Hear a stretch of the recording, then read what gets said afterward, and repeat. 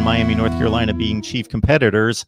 Yes, we've talked about North Carolina recently, despite 2 and 3 win seasons, that they were recruiting in that 25 to 28 range a lot, and it belied the win total. And now, boom, Mac Brown knows what he's doing. He comes in, and they started to win last year.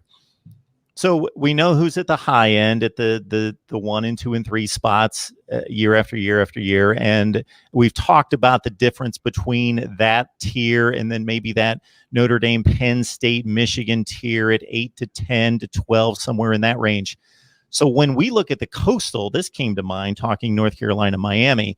There's a lot of Virginia Tech's probably in third place in terms of recruiting rankings between those three. And then you've got a lot of Pitt, Duke, Georgia Tech, probably on the low end. Pitt might be where you've got a lot of 55 ranked classes, 48, 62, around in there. So is the significance, give us perspective on, we talked about significance between Alabama, Clemson, Ohio State, Georgia in the top 5 and Notre Dame, Penn State, Michigan at 10.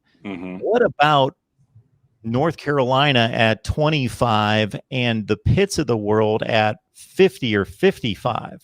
Well, North Carolina, obviously, like I'm saying, they hit on a quarterback, and that changes everything. So that takes that 25 up towards 15 or 10. Yeah, because the quarterback is a singular player. And Sam Howell, he was committed to go to Florida State, and then he flips over to, to stay home and everything like that. So that elevates everyone around him. And then the player development that you do with those players matters. So Pittsburgh plays up a little bit from the recruiting rankings. Georgia Tech, I saw Bomani Jones from ESPN just tweeting about this today. They're increasing their recruiting rankings a little bit, but the big thing for them is the fact that as a freshman, and it's just like the same as Notre Dame, but bro, you got to take calculus as a freshman at these schools. It's the Georgia Institute of Technology.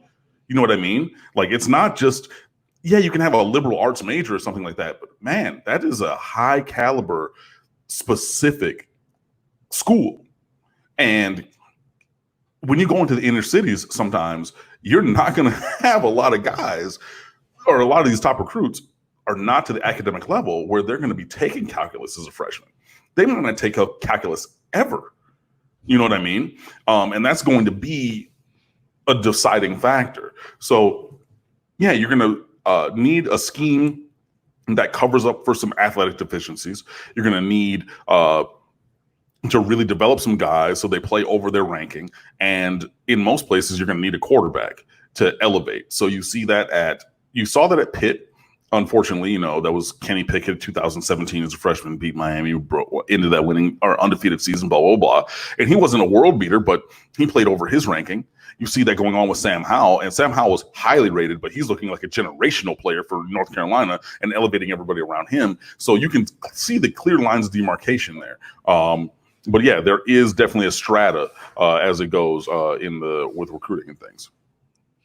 North Carolina's got these 2 non-conference games against Auburn and UCF. I'm going to be fascinated, excluding the just enormous non-conference games, Ohio State, Oregon, LSU, Texas. There's a few like that. But other than those that probably won't factor into the national championship race, I am intrigued to see how North Carolina plays against that kind of competition, especially Auburn at a neutral site, to see, are they for real? What kind of indication are they giving us for the rest of the year? Because they play that kind of game. Now, Miami, of course, has Michigan State, which I was geeked for when it was signed, but now it's lost a lot of luster. Yeah, but I mean, we can't look down on them or anything because obviously, like, Miami lost FSU or FIU, excuse me, last Michigan year. State is still there. Right. Yeah, I'm probably not going to go to that game, but anymore, like I was going to or planning on doing. But no, that's definitely going to be a game to look at. You obviously want to have a measuring stick kind of experience against another Power 5 team and things like that. And I mean, you got Temple, Wagner, and UAB the first 3 games of the year before playing against MSU. So that's going to be an interesting thing. P.S. By the way, Michigan State has one of the most advanced musical fight songs around. It's a great song. And I mean, I know everybody knows the victors from the University of Michigan and things like that, but I had friends growing up, like in elementary school, who are Michigan State fans. They're like, because we always played the victors. Ding, ding, ding, ding, ding, ding. I mean, because it's like, just a couple of notes. They're like, why can't we play the Michigan State fight song? And their band director was like, I mean, because it's too difficult for us to play. So just throwing that out there as a random fact from the mind of a former musician and music teacher and things like that. But on the field, it'll be a good test. Mel Tucker obviously is an award-winning, literal award-winning defensive coordinator. A couple places. He had 1 year out in Colorado, got them going in a good direction. He comes back home towards the Midwest with Michigan State, revamp that staff and things like that. And they're going to want in year one, like he got a nice. Who did they beat? Did they beat USC last year? Colorado did, or Nebraska? It was Nebraska, but they beat somebody else during the regular season at Colorado. It might have been Arizona State when they were 6-1 or something. Like they had another. I believe so. I believe that was the one. Right, but that was their signature win at Colorado, which then got him the opportunity to go to Michigan State and do whatever. I guarantee you, they're looking at September 26th as that time when they can get a signature win against the University of Miami and then spin that forward for the future of this program. So, yeah, I mean, it'll be an interesting battle. Obviously, both teams are going to want to go in there and play hard and play strong. But, yeah, I mean, it will be interesting, and that is going to be a measuring stick. And obviously, Miami coming out of the gate against Temple, though they're not a Power 5 team, that's going to be a meaningful game for a variety of reasons. And so, too, will be Michigan State. Colorado beat Washington last year. At home? I don't remember that. Wow. I know Washington wasn't up to Chris Peterson standards. They went 7-5, but still, yeah, they beat Washington last year, 20-14 at home. They beat Stanford 16-13, which Stanford was bad last year at 4-8. But still, though, I mean, and they beat Arizona State. But I'm saying that was the win. They beat some pretty good teams. They did beat some pretty good teams. Exactly.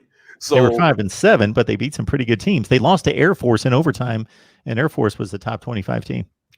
But Air Force was a top 25 team. So you lose to another good team, but you beat another few good teams with a roster that was clearly flawed. Obviously, the first year, the previous coach had gotten fired. So it wasn't a utopian situation out there. But, you bring in, like I was saying, you bring in the Miami Hurricanes to East Lansing and Spartan Stadium on, September 26th this year, if the season happens as it should and all those kind of things. But if they do, that's obviously going to be a circled game. That's going to be the game where they're like, yo, we want this to be that Arizona State game, that Stanford game, that Washington game, where we can use that as a foundation for something moving forward.